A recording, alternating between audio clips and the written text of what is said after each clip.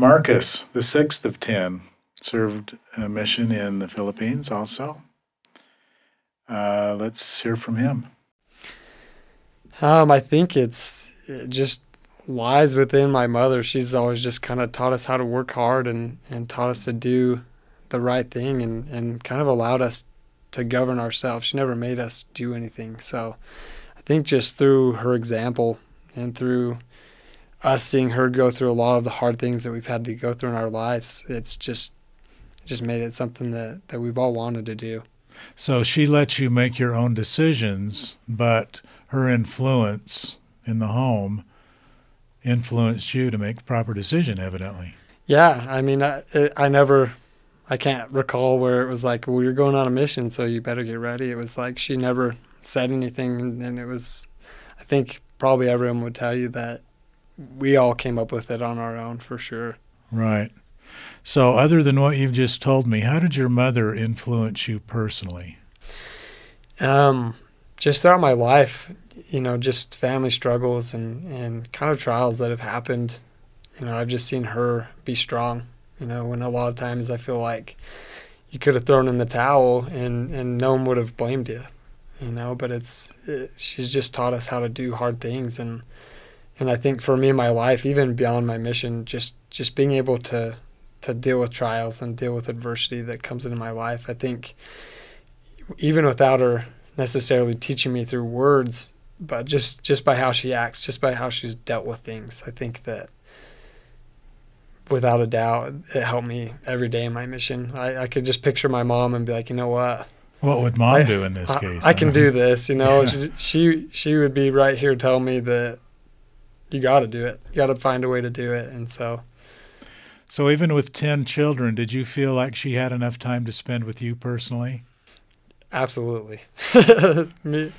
I'm a mama's boy, though, so I think that... Are you saying you took a disproportionate amount of time? I don't know. That's the thing that's amazing about her. She's a million places all at once, and that's what I never felt like I was neglected. I don't think any of my family would be able to say that, but she just really somehow finds a way to do it. And from what I've heard about your mother, have you ever seen those cartoons about the Tasmanian devil?